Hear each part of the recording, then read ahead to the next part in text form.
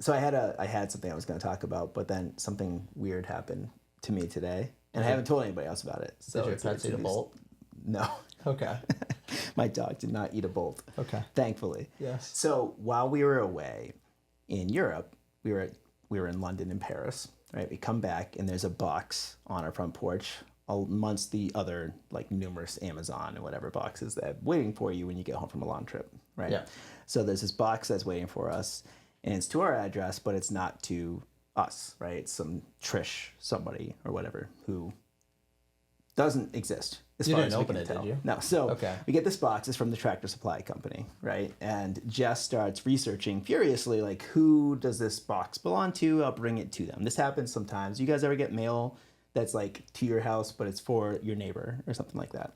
Constantly. Yeah, yes. right. Yes. So she's looking up who this is for, and she's going through Facebook and like reaching out to all of her like little Facebook groups, all of like the local residents in our town, etc. And they're all like chiming in on what to do with this box, and they're like, don't open this box, it's got like chemical warnings on it, and you can hear liquid sloshing around in there. So for 3 weeks we've been sitting here with this box on our porch or in our house or whatever, trying to figure out what to do with it. She actually walked it down to a neighbor who had the same last name as the person who was supposed to receive this box, but no relation, right? So she's really, really been working hard to figure out what to do with this box. Finally, she decides we're going to bring it back to the Tractor Supply Company where it came from, right? And there are, in New England where we live, Tractor Supply Companies everywhere, Yep. right? So she decides to do that like last week. And then today, as I'm walking out the door, she's like, so is this just on me? Like, am I the only one who's going to deal with this box? And I'm like, this is being put upon me. Like, I should not have to deal with this box. You should not have to deal with this box. This is just like a random thing. I would like to just throw it away. And she said, no, we have to know what's inside this box. We have to take care of it. So I drop my daughter off at camp. I drive to the Tractor Supply Company, and I bring in this box. At this point, we've taken off like the labeling on it, so it doesn't have our address or anybody's name on it. I'm like, hey, I got this box. I don't know what to do with it. And the woman's like, well, I need to know what's inside it. And I'm like, yeah, I guess you probably should know. And she's like, aren't you curious? I'm like, yeah, I'm curious, but my wife thought this might be a bomb or something, so I don't know if we should open this up. And so she's like, well, I'm going to open it up. And she just rips out her knife and starts opening it up.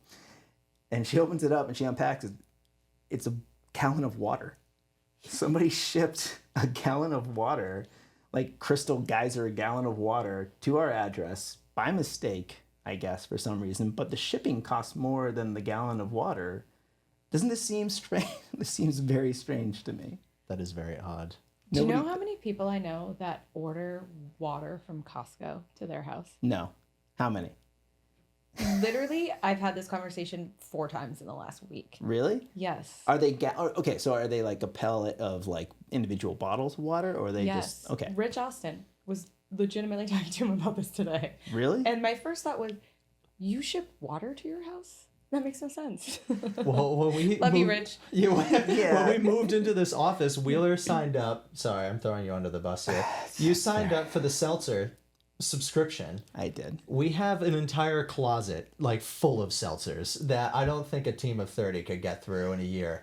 And I don't know what to do. We have like now 2 you're a week. making fun of this person for shipping water. In his defense, our waters are carbonated. Yes, they are flavored. They are carbonated. Look, this is really bad. I apologized for this the other week because I was like, I'm sorry, guys. Like, I messed up. I subscribed and saved to like 3 different types of flavored water seltzers. It's so bad that I accidentally subscribed and saved one of these to my home address. And we actually have another box of Spindrift sitting at home. And Jess is like, are you ever going to take this to work? And I'm like, I am far too embarrassed to take this. No more water. We're overhydrated here at this office. I was trying to figure out when I would sneak this in when nobody was here and like no one would notice. And I would like... We're going to notice. They're keeping track. It's your guys' skin all looks very good, though. Thank you. It's all the hydration. It's from the water. Welcome to the Compound Growth Podcast with Colin and Wheeler, where we talk all things growth. From financial growth to career growth, personal development to societal progress, we explore how each layer builds on the next, compounding over time to shape who we become. Each week, we break down complex ideas and emerging trends into clear, actionable insights. Because growth isn't just about numbers, it's about understanding the world and our place in it. The information in this material is for general information only and is not intended to provide specific advice or recommendations for any individual. Investment advice offered through Integrated Partners, doing business as Ko-Fi Advisors LLC, a registered investment advisor. Integrated Partners does not provide legal, tax, mortgage, advice, or services. Please consult your legal tax advisor regarding your specific situation. Past performance is no guarantee of future results. All investing involves risk, including loss of principal. No strategy assures success or protects against loss. The economic forecasts set forth in this material may not develop as predicted, and there can be no guarantee that the strategies promoted will be successful.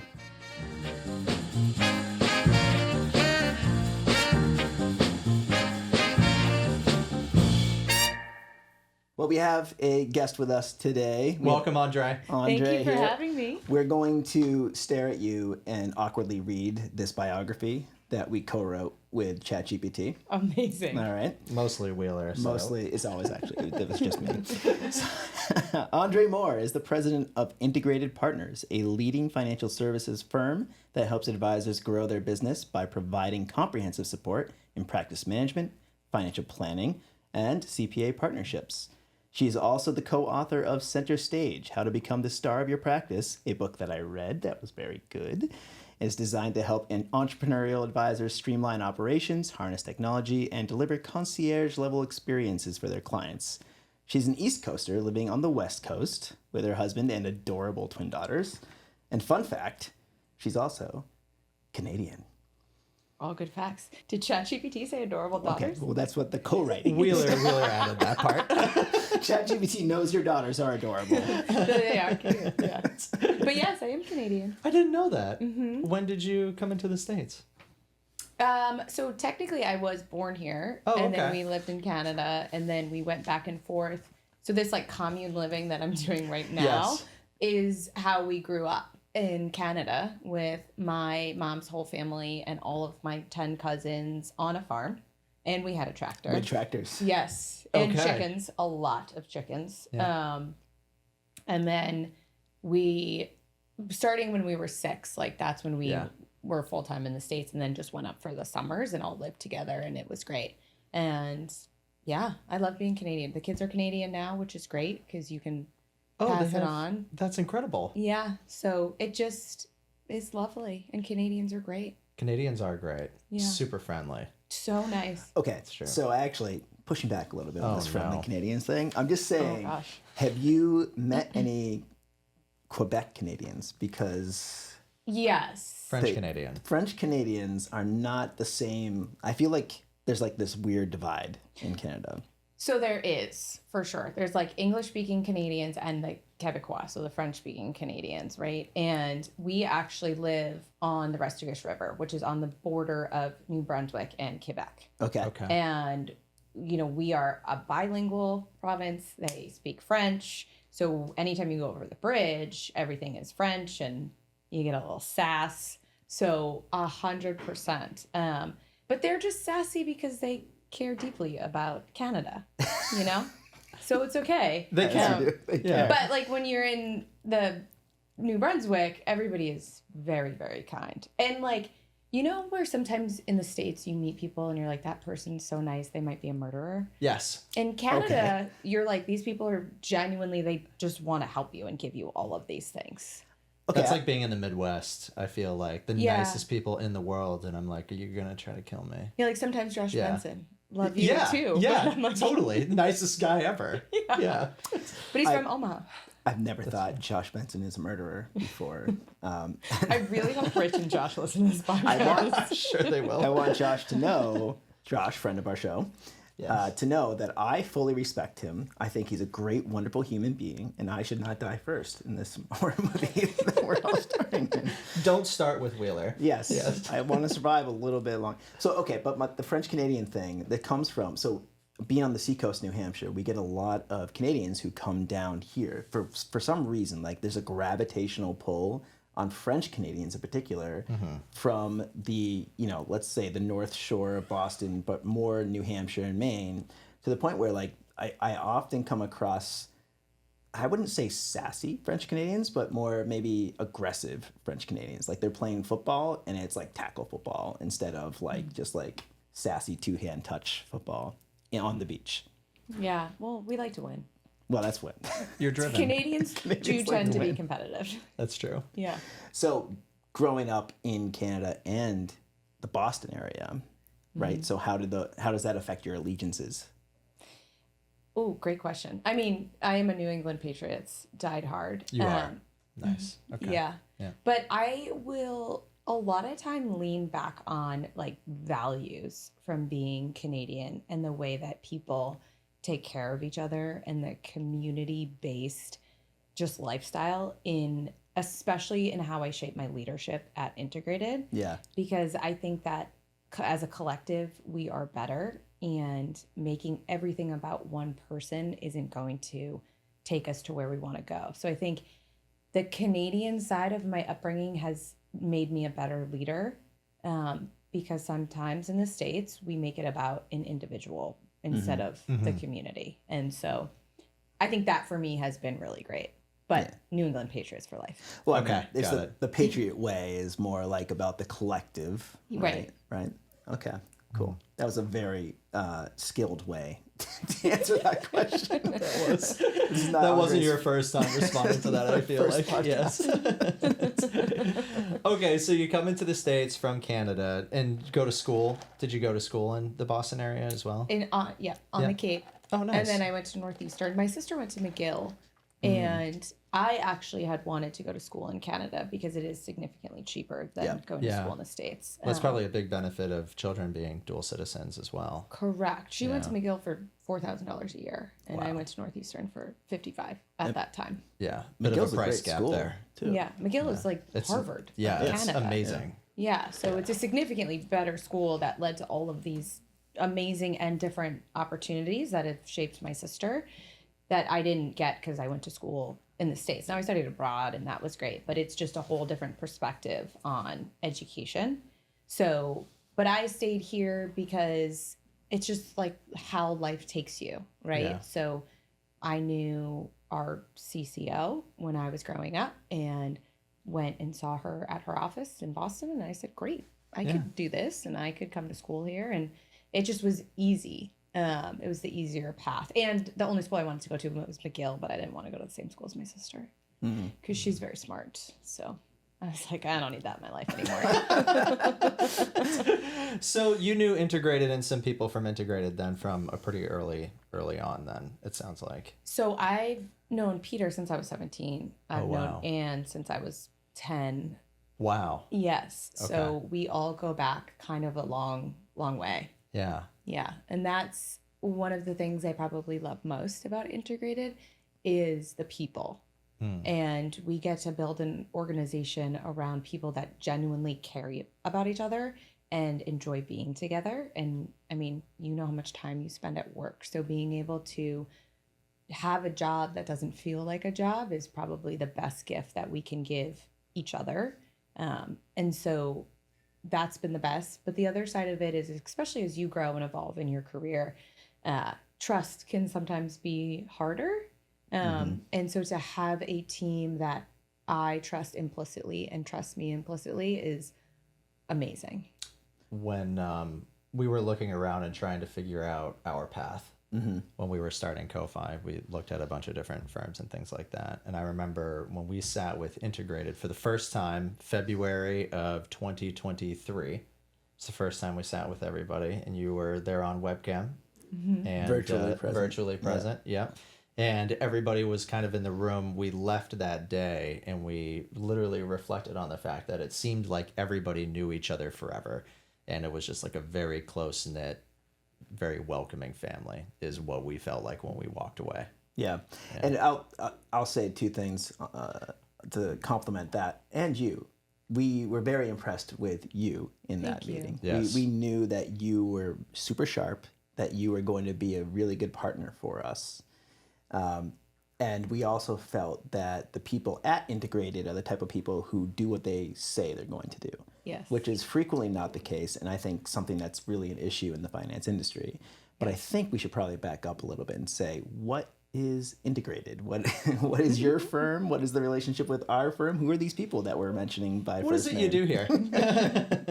Just show up on podcasts. Yeah, there you go. Right? Yeah.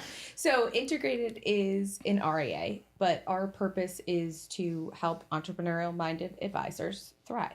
So it means different things to different people, and I think that is the beauty of what we have created at Integrated. But it is to help you live your best life so your clients can live your best lives. And, when we met you guys, very similar as we reflected on you guys, said, what a perfect fit for Integrated, because you guys are similarly minded. You care deeply about your clients. You have such a great partnership. Those are the kinds of people that we want to spend our time with and we want to support. So that's how we are connected, but we are here to serve you. So Thank you. So if we were to explain to the general public what an RIA is and what they do, what is an RIA?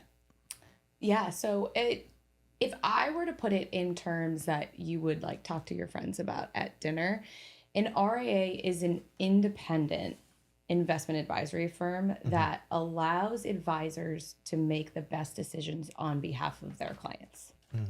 So I think that when we throw away some of these like lingos and like abbreviations and the alphabet soups and everything, I feel like finance in particular is an industry that really likes to confuse people, right?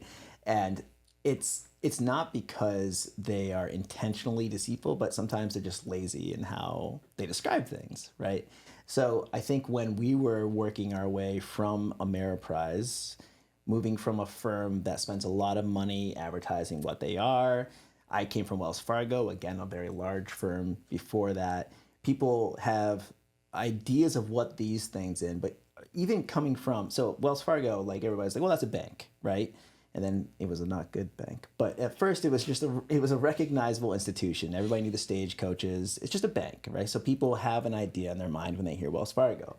Ameriprise wasn't in the minds of a lot of the clients that I was asking to come with me to Ameriprise.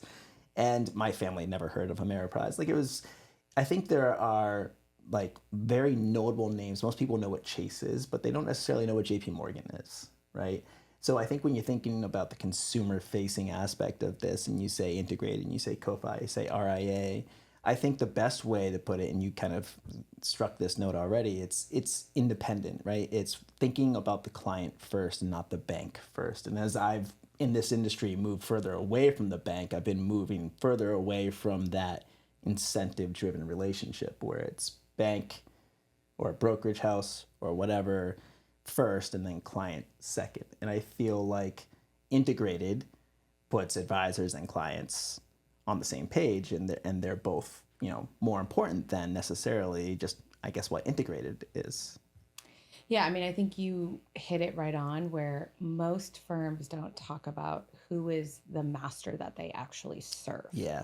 And only in independence can you truly serve the end client and not, other lines of business that you are meant to be serving. But they package it really well and they create all this jargon. So everybody sounds and looks the same. And that is why we love independence. But that is why we also believe that independence will continue to be the choice of the future for advisors and clients who want to take control of their financial lives, live a life of fulfillment, because they get the transparency that is required. But then as advisors, you get the freedom and flexibility to serve them in the way that they individually need to be served. Yeah, I think something that is very apparent, and you were just kind of touching on this, is to me, independence and an RIA is like a framework set up for advisors to serve their clients. And we tap into Integrated and all the resources and tools to make our clients better and, our firm as best as it can possibly be, versus I'll say maybe a more traditional framework like an Ameriprise or a Wire or whatever it might be, where it's almost like a basket and a collection of products that we can offer. So it's more of a framework versus a basket of products is sometimes the way that, I tend to view it with clients. And it's a great way actually to explain it. And I think especially as our world evolves, right, with AI and technology, there's going to be this huge gap between product first organizations and people first organizations that are powered by technology and AI.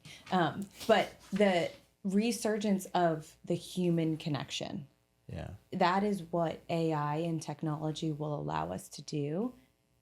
But those companies that focus so much on product will leverage AI to lead with product more versus the human element that will ultimately win and serve clients the best. Well, it's just so funny coming to an independent channel where, as opposed to being pushed, because even at those types of firms, the advisors are push products to push to clients and things like that.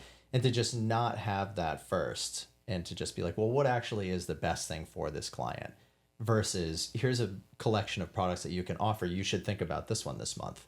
Yeah. Right. Very different.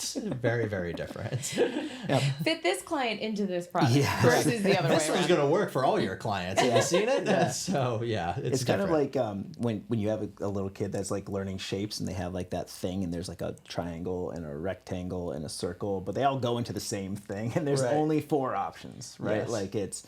So I'm glad that you brought up the human connectivity side of AI because we talk about AI a lot in this podcast. You know, we have a lot of reasons, I think, genuine reasons to be concerned about where AI can take us. But if you want to be optimistic for a moment, you can think about the ways that it will allow us to connect more or the ways in which we might search out connection more because everything feels so robotic to a degree. Yeah. I mean, there are for sure some deep concerns about robots that I have. But can't wait to unpack that. Yeah, let's explore those concerns. I can tell you about this. Yes. Should I start with the robots? Yes. Please start with robots. You can't bring up robots Yes. and then save it for later. Like everybody wants the robots. Is this like Terminator? Kind of. Okay. Except for like a housemaid.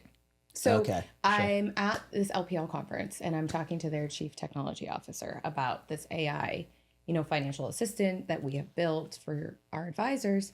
And he was like, that's really great what you guys are doing because you're harnessing AI to elevate the human connection. I was just at this NVIDIA meeting and they have robots. And I'm like, what? And so they've built these robots, which now I'm not sure if I'm supposed to tell everybody, but whatever. And so they built these robots that are like Jetson status. Yeah. So they'll mow your lawn, clean your house, answer your door.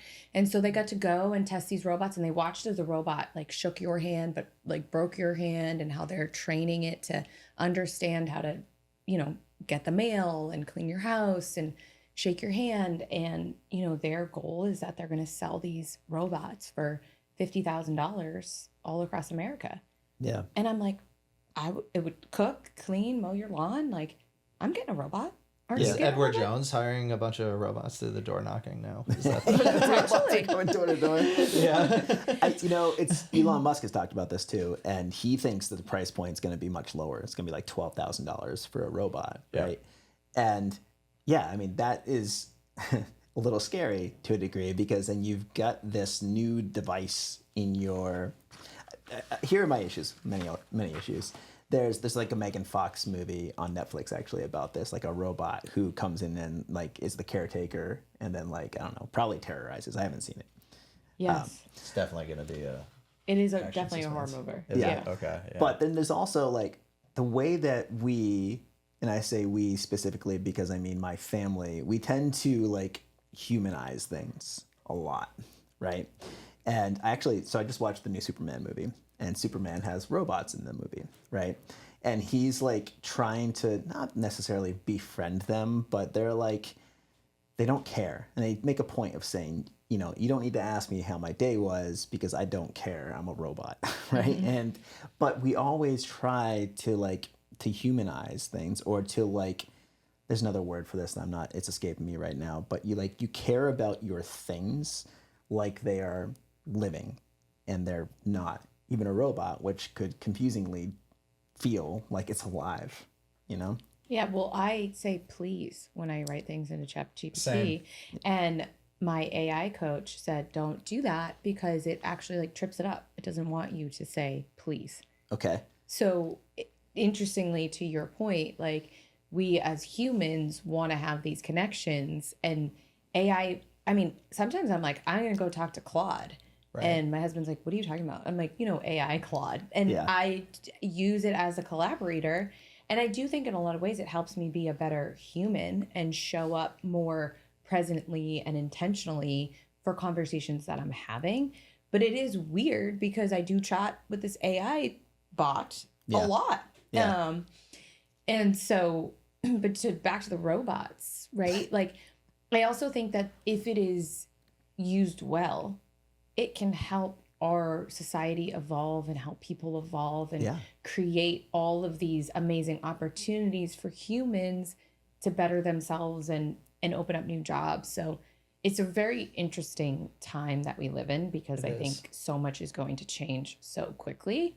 And as long as it's done well, it will do a lot of good for the world. How do you see this kind of affecting integrated in the future of finance and for clients as well? Yeah, so you guys may have heard me say this, but Paul and I got to hear a speech by Peter Diamandis. And he said in 5 years, there will be 2 types of financial advisory firms, those who have adopted AI and those who have gone out of business.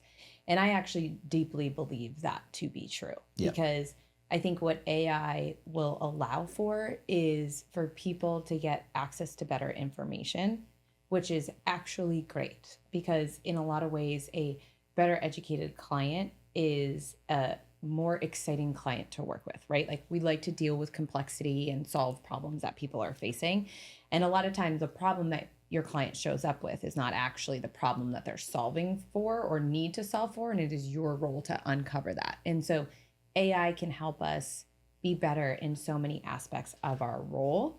And our business is obviously, as you guys know, very task-based behind the scenes. Yeah. Yes. So, you come out of a meeting, you have 8 to 12 tasks. Many of them tend to be quite repetitive.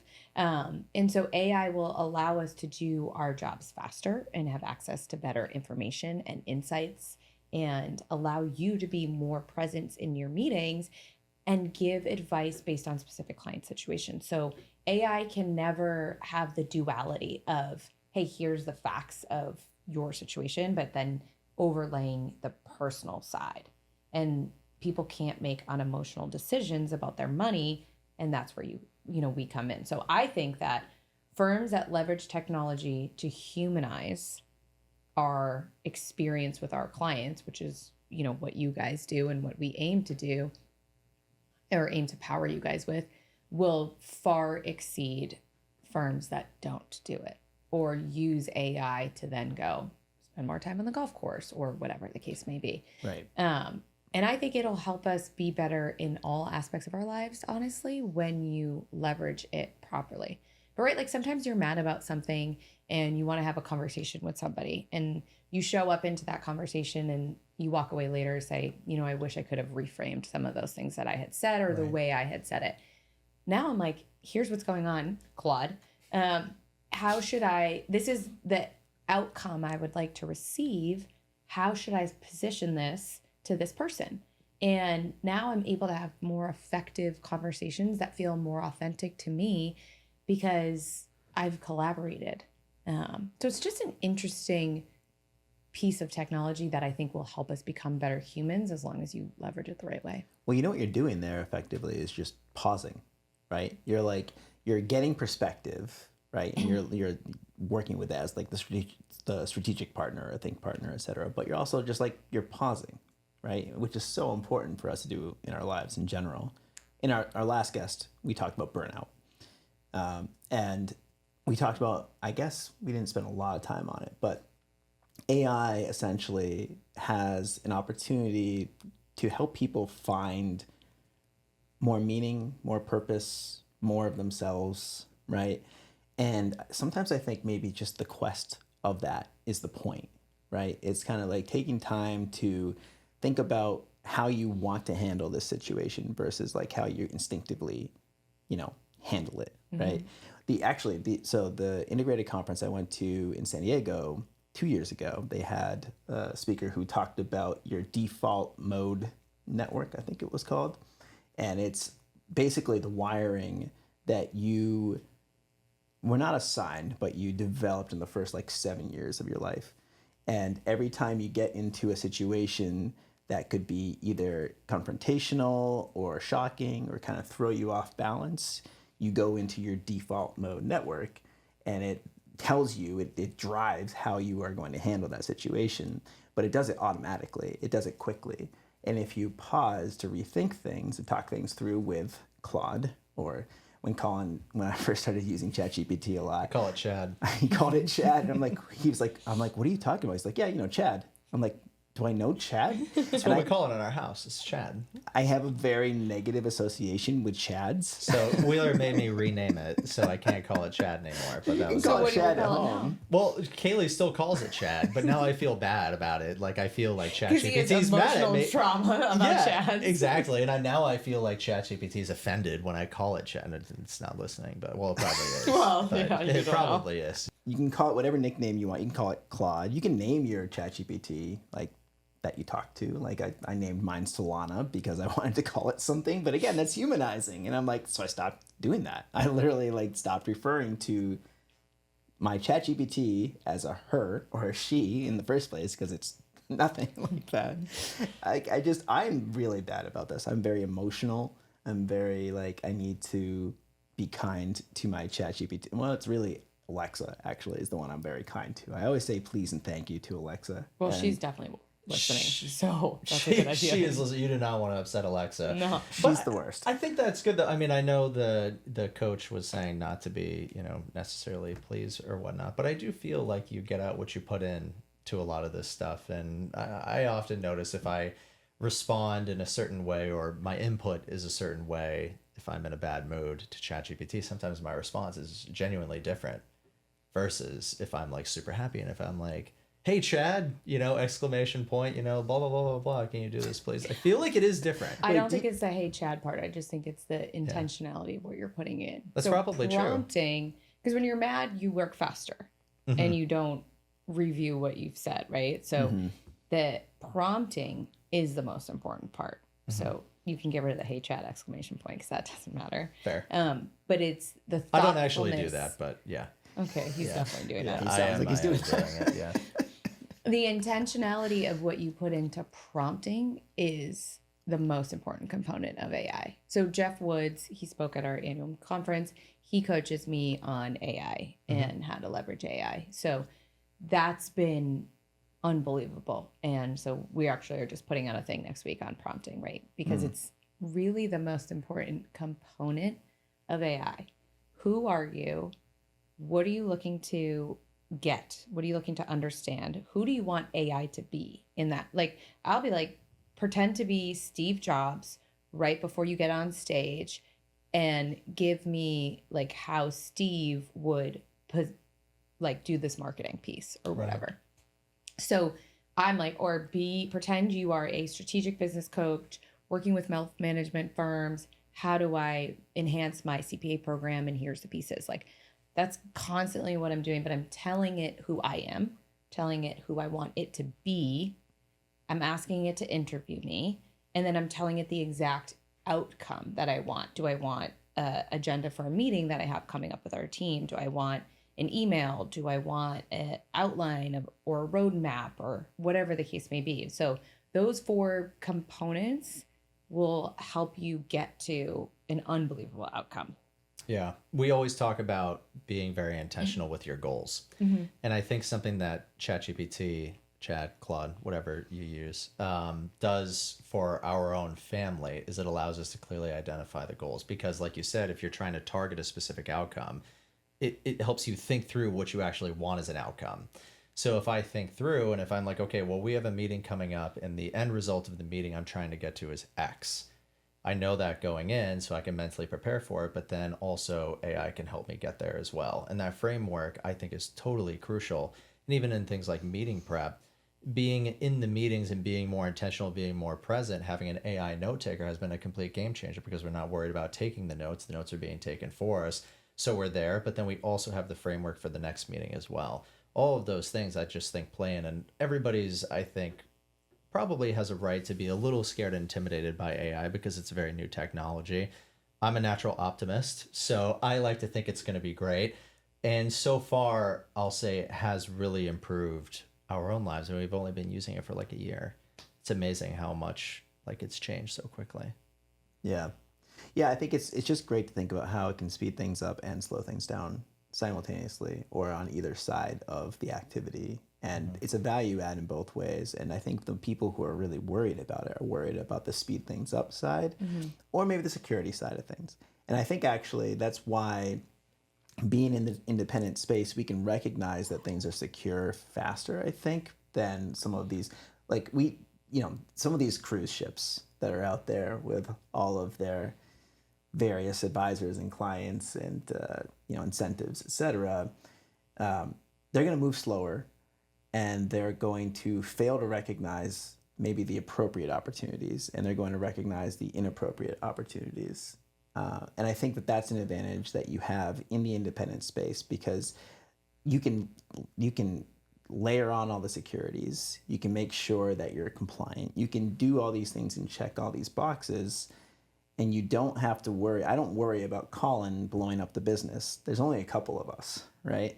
There are not 20,000 advisors that I have to worry about each one of them, how they're going to use this tool and what they're what risks they're going to bring in. Yeah, and I mean that's a huge thing for integrated. I mean, you guys are pretty strategic in who you take on.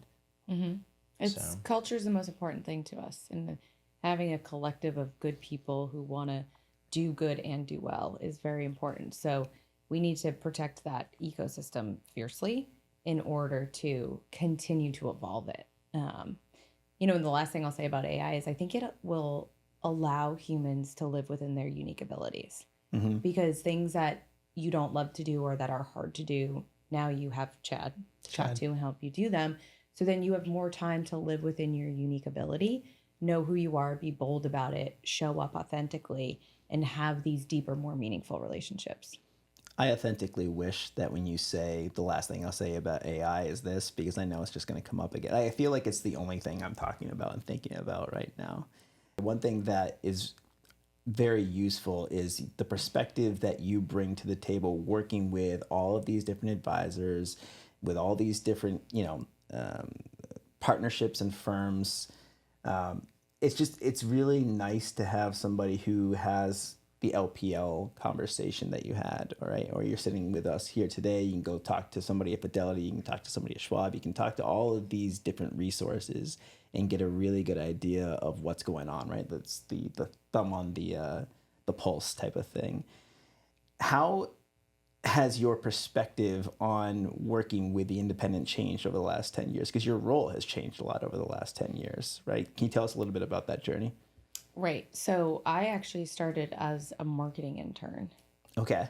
Okay. You're still marketing now, right? Isn't that really useful experience? Amazing experience. Yeah. I started as a PR intern. And so much of what we do today is storytelling, right? And using really good stories to get people to take action.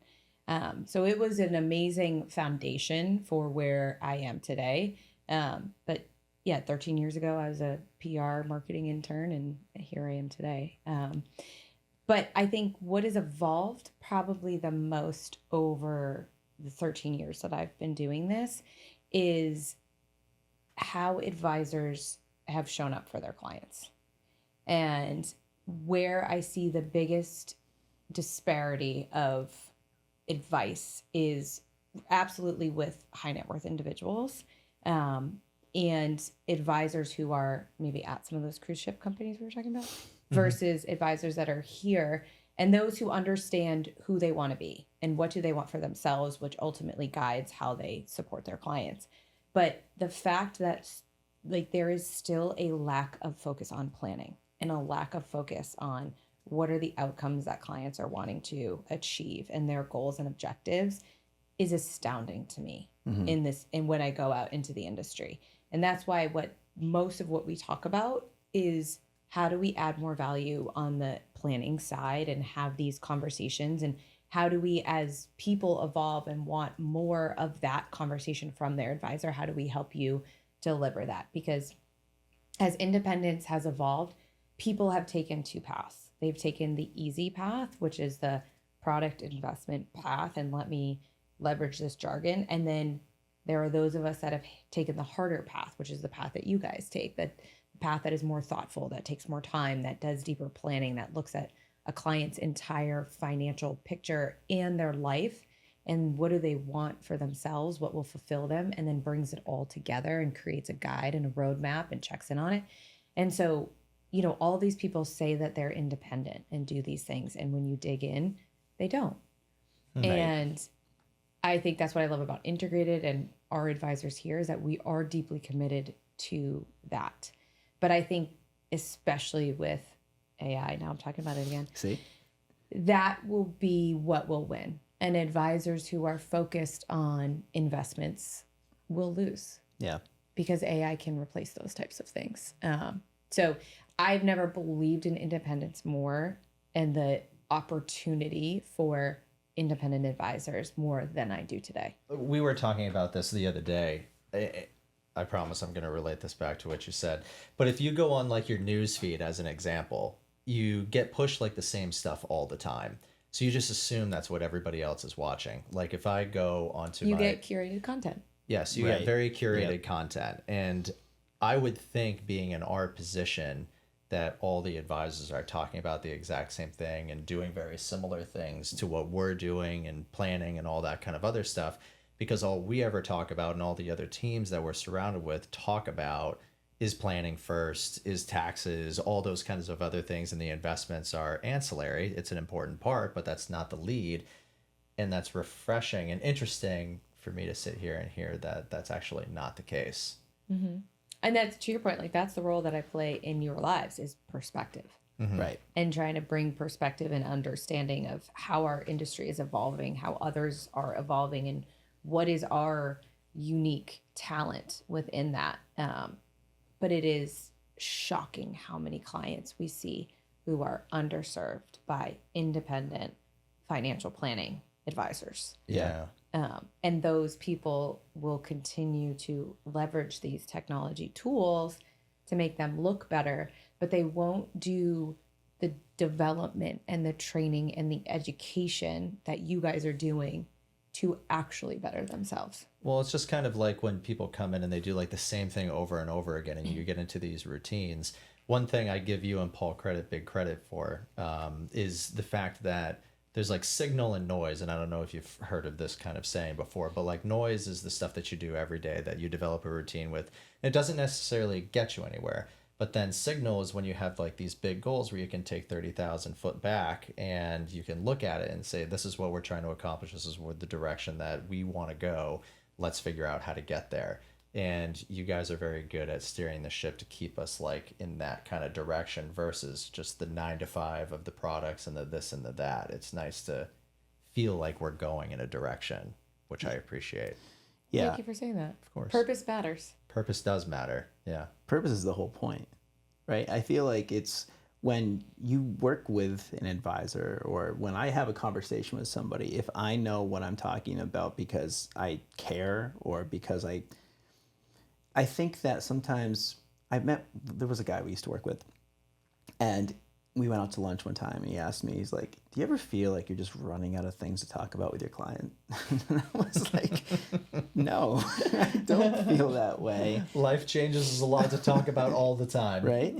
And I feel like, you know, it's possible that sometimes we are always trying, just like we're trying to fit everybody into a product or like an idea. Sometimes we try to fit them into like service models too, right? Like it's like, well, we need to talk quarterly no matter what, right? And sometimes you have to meet the client where they are. And if the client's not interested in a conversation, then yeah, you're probably going to struggle in that conversation. But I think if the client is interested in the conversation, if they're engaged, it's because they're engaged with you and they trust what you have to say. They're curious, they have questions, whatever it might be. But you can't force a conversation. Yeah, I need to fill space. I'm very bad with silence. Like I'm always like, I need to say something right now. But it's a forced conversation. You can always feel when a conversation is forced versus natural. And I don't have forced conversations with my clients, but I can easily see being in their shoes or their seat or their skin, as the French like to say. Kaylee gave me a lecture last night about sitting in silence and how I can never do it. You can't do it? No, I can't do it apparently. No, you are way better at it than I am. I'm like, Colin is silent for too long. I need to say something. anyway, Really? personal. Yeah. Wow. She said I need to sit with silence more. I think I'm great quiet, but I think you do a good job sitting with. I'm sorry, Kaylee is wrong. You are very good at sitting in silence. I'll make sure she listens to this. I was gonna say, I hope she doesn't listen to this one either. No, maybe she shouldn't. Yeah. I can always be the bad. I'm very comfortable being the bad guy in general in life. You're So, just your perspective. yeah, That's it. true. I'm just perspective. You're bringing the perspective. You're bringing the perspective. So I guess we're at the kind of Colin put this wonderful little itinerary agenda together here for us. Guiding words, and we're nearing the lightning round area. And I have really liked this one question here that you put in here, the one thing, Andree, which is every advisor understood. And I feel like I could pull that out of a lot of things that you've said today, but what is one thing that you wish every advisor understood and every client understood? I wish every advisor understood and maybe sat with and reflected on the deep impact that they have on people's lives. Right? I think that sometimes we talk about finance as this industry that's complex and all of these things, but at the end of the day, you are helping people sleep at night, you're helping them live their best lives, you're guiding them through some of their biggest challenges.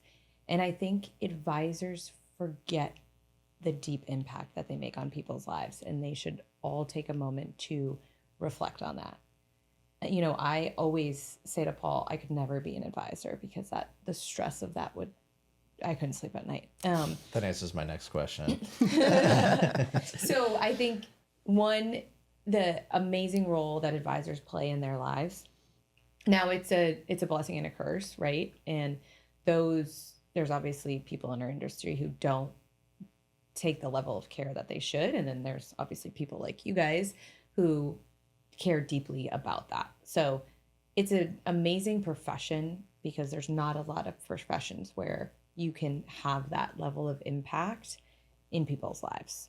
So that's what I would say about advisors. What I think clients should understand and value more is the fact that they cannot make unemotional decisions about their money. Mm-hmm. And that everybody should have an advisor to speak to, because while you think you are making the best choices because you're smart or this or that or whatever the case may be, you are absolutely missing something that hopefully doesn't, but could significantly negatively impact your life. And without the perspective of a third party, you'll never see that. Yeah. I have a third party I talk with on a weekly basis in a therapeutical room. And she said something yesterday that emotions and finance are so just what's that word? I'm not inextricably linked. I feel like that's the right word. They're right. Very, very connected, right? And I feel like people think I'm this way with business, right? People say it's just business. Everything is connected to me. Everything is personal. And when it comes to finance, I think we can fool ourselves into thinking it's just numbers, but it's often just very emotional. And you need to take time to understand yourself and how your like personal being impacts your financial decisions. My daughter had a lemonade stand on Sunday, and it occupied my entire weekend. I built the lemonade stand. I stood guard and watched strangers make sure that there were no stranger danger there. And she did this lemonade stand with a neighbor, and her neighbor had a very specific goal in mind. She wanted to earn money so she could buy a balance beam because she's a gymnast, and she really couldn't she just build her one? I'm not the neighbor's dad. Okay. Yes, I would build her a balance beam out of old pallets that I found in my driveway. Yes. But she had a very specific goal, and all she kept talking about during the lemonade stand was how much money they were making. They made good money. They made $238. Wow. At a lemonade stand. Yeah, impressive. Right? Now, a lot of this was just like kindness of strangers type of stuff. It was, a lemonade costs $3. Here's a 20, right? Still counts. It still counts. And they sold brownies, which was the kicker. People would they see a lemonade stand, they're like, okay, cool. But they see lemonade and brownies, and they're like, yeah, okay, I'm going to stop. And that was a nice value add. But anyways, so my daughter's friend was really into the money aspect of it because she had a specific goal in mind. My daughter's cut of that money is sitting on my bathroom or my kitchen counter still to this day, 4 days later, in a pile because she does not care about it. Her whole point was to have fun with the lemonade stand, to be with her friend. Her goal was to have fun. And I can look at this, and I said fun, but it's fun, not fun. I can look at this and say, okay, cool, I'm proud of my daughter, but at the same time, am I creating a monster that she doesn't like recognize the importance of money? And I feel like parenting is so hard because you are constantly worried about like, well, at least I am. I'm constantly worried about the lessons that we're teaching. And, you know, money lessons are very near and dear to me every day. So I'm always worrying about that. But I can tell just from this experience what my daughter's relationship with money is versus her friend's relationship with money. And I guess that is something that neither of them are aware of. So it's very easy for us to sit here and talk to somebody and provide that perspective and say, I can see, I can understand where you're coming from, where you're going. We have all these other clients that have similar emotional connections, so we can provide that perspective. But yeah, that's just interesting. Yeah, that is interesting. I feel like I often lose sight of sometimes the impact and the emotional decisions behind anything. And my dad always said growing up is how you carry yourself in one aspect of life transcends throughout the rest of it.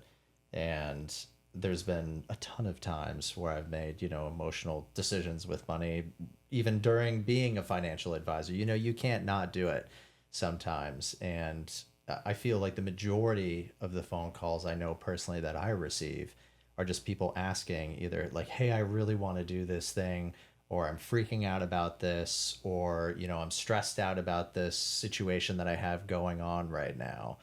And I think you are right. That's probably where the majority of the value is making sure that people don't make too bad of an emotional decision and that they have a leading light, so to speak, to lead them through that.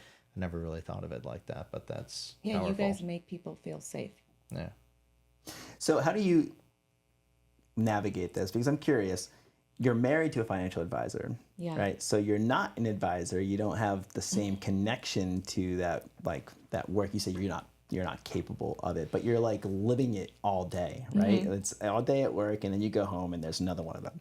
Correct. So how do you navigate that? What is that like? Does it ever feel like too that you need an escape from it? I do. He likes to ask a lot of questions, which is what makes him a really good advisor. And I do sometimes say to him, like, quit the third degree, like, stop asking me questions. You know, but it does give me unique perspective because as we think about new things and new initiatives at Integrated, I can talk to him about it in a safe space and sometimes test it with him in a safe space because I'm like, well, you can't leave Integrated, so we're right. good. Like if I mess you this ain't going thing up, nowhere. Yeah, you have no choice. But I think it also allows me to better understand you guys and the emotional toll that an advisor can take on, you know, being an advisor can take on you guys. And so it's helped me, you know, I don't want to say meet you where you're at because I'm not an advisor, but just to better understand that and help give you different perspective and clarity and then help to take you where you want to go. So it's actually, I always said, I'm never going to marry an advisor and I'm never going to move to California. Look at me now. Here you are. But I am so grateful to Mike because I wouldn't be in this position at my age without him, without the perspective he's given me and the insights that I've seen, but just by living with an advisor. Yeah. Well, as we've kind of been through, you know, your story and where we're at with Integrated and everything moving forward in the future too, what sticks out to me is perspective. Like we started with the Canadian perspective in the community. And then we started with the perspective of other, like the marketing team and how they kind of brought you in and how that's branched out. And now you have the perspective of Mike and all the other advisors that you work with, which are kind of leading the direction with Integrated. And you said this in the very beginning as well. It's all about perspective. Mm-hmm. And this to me is like a full circle. Yeah. It is a full circle, even back to what you said about pause, because I do take time to reflect on moments and interactions. And so the perspective plus the pause allows me to be a better leader. I feel like you're good at sitting in silence. Oh, I can definitely sit in silence. I could have driven this whole way up here and not spoken. Yeah. I feel like I've sat in a meeting with you and like I've waited for you to respond and it's like more than 3 seconds and I'm like, why is she not responding right now? It's also a tactic to get you guys to speak more. Yeah. Yeah. Yeah. But yes, Studied. I can definitely sit in silence. Yeah. So as a parent, what money lessons do you most hope to pass on to your children? Abundance. That's my favorite. Yes, I hate the scarcity mindset. We love abundance around here. But what does abundance mean to you? I believe that money flows.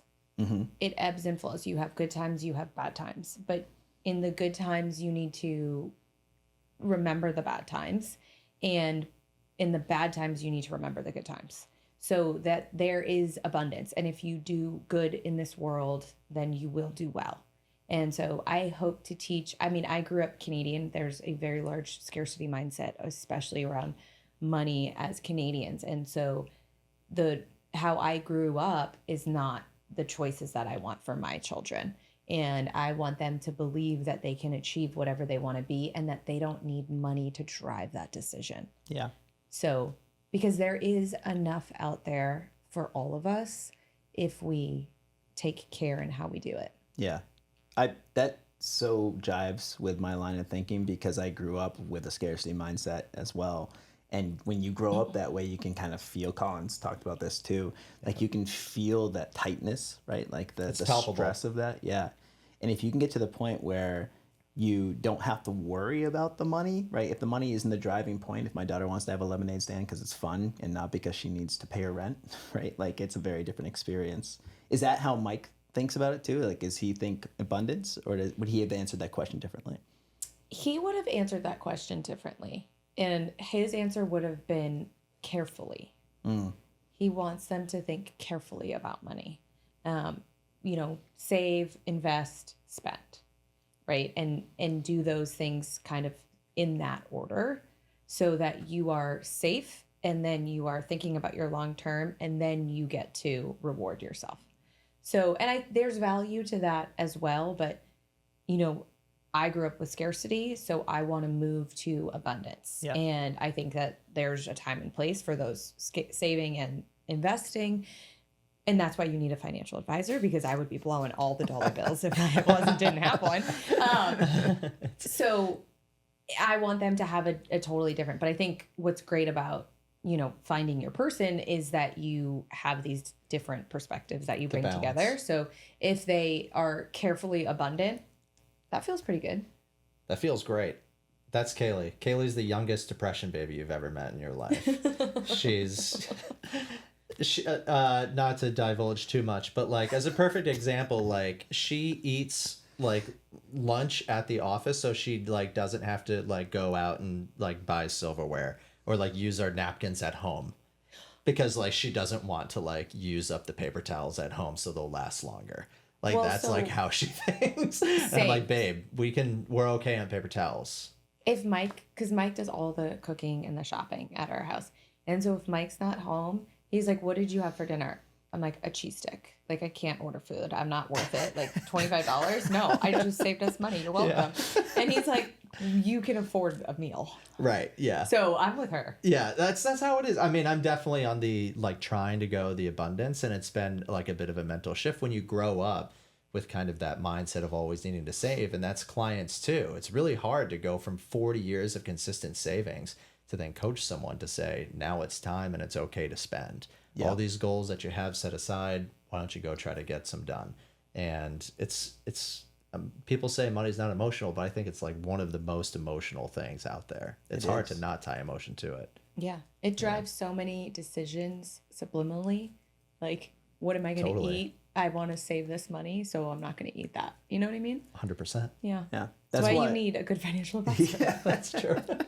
That's why I love working with the younger clients and kind of teaching them this along the way, right? Because you have the retirees who achieved what they achieved by penny pinching all along the way, right? And then they have to flip a switch, or they don't, right? They could just continue living that way. But you definitely, I feel, want to enter retirement with an abundance mindset, because the fear of running out, the fear of like just like the market impacting your ability to spend money or whatever it might be, you shouldn't have to live that way. And No. it's a privilege to retire. I recognize that in general. Like if you hit retirement, that is a privilege. It's a huge milestone. Right. Yeah. But I think the other thing people forget is that they wait their whole working lives to go live in Yeah. retirement. And then, like unfortunately in my situation, my husband's father passed away 1 year after he retired. So he worked so hard to create a life that he was waiting for that he was never able to live.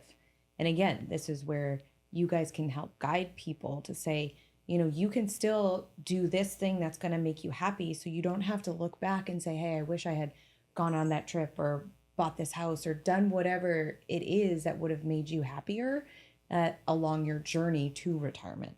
Yeah. I have another question for you. Yeah. Okay. So, and this is technically our last question, but maybe it will lead to more. I love when he does this like little smirk thing because it's going to be a good tangent question. Yeah. I'm holding my breath. You're incredibly successful, CEO of like a major RIA right now. If you were to rewind the clock and talk to your 20-year-old self, what advice would you give yourself? I would have given myself the advice to actually listen to Paul. Back So then. Paul is Paul Saganey, right? Yes. So CEO and founder of Integrated. Okay. So what did Paul say to you when you were 20? That he believed that I could be this person. And I was like, there's just no way. There's no way. And so find people, like recognize that there are people in your life that will carry your flag, that are rooting for you because they care about you. And, find those people and hold on to those people and care for those people. That's great advice. Yeah, that's great. That's great advice. I think do you take stock of when do you pause and take stock of your accomplishment, because you've already brought it up, you're a very young person to be in your role. You're also in a role that is traditionally a minority. You don't have a lot of women or people of color sitting in a presidential role in finance in general. We were looking at the numbers in general. It's I think 1 in 5 CEO or C-suite positions in finance are women, but to be in the president role is like less than 7%. Do you ever look at that and say that's important, or do you say, well, it shouldn't matter if I'm a woman or not? I would like to answer that it shouldn't matter, because it shouldn't matter. I think anybody who works hard and cares deeply should be able to be in this role. But I feel an extreme deep sense of responsibility to show up and do well and continue to be a better leader for all of you, to create that path for other women. I just was recently at a conference, I won't tell you which one, and I had my lanyard on and I was getting breakfast, and an older man walked up to me and he said, "Oh, what firm does your husband work for?" Oh, gross. Oh, God. And I looked at him and I said, "Mine, actually." What was the response? What a power move. That's amazing. He looked at me and turned beet red, and he was like, "Oh my goodness, I'm so sorry." You should be. Yeah. And he's like, "Well, what do you do?" And I said, "Well, I'm actually on stage in an hour. You can come and listen." And I said, I said to him, "I appreciate that you wanted to speak to me, but I think your approach could be different in the future. And I hope that I've helped guide that for you a little bit, because it's 2025." Yeah. Right? So all of those moments remind me that, you have a daughter. I have 2 daughters. Daughter? Yeah. Yes. Okay, great. You just said that. Then I was like, well.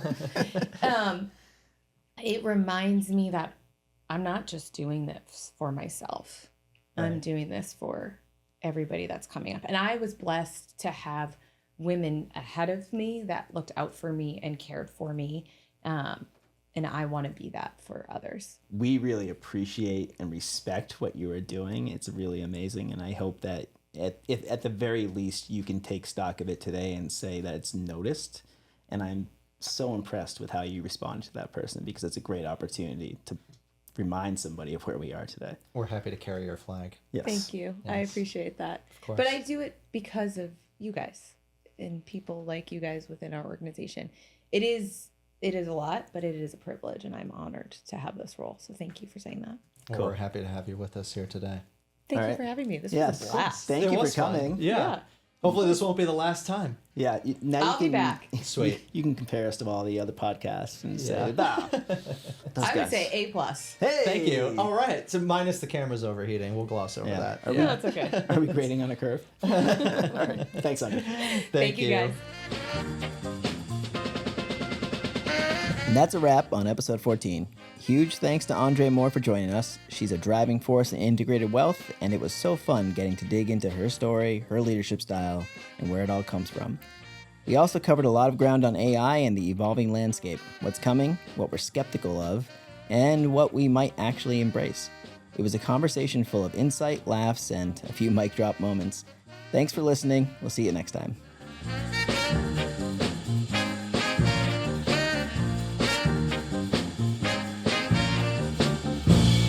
Compound Growth with Wheeler and Colin, sponsored by Ko-Fi Advisors. Reach out today. Yay!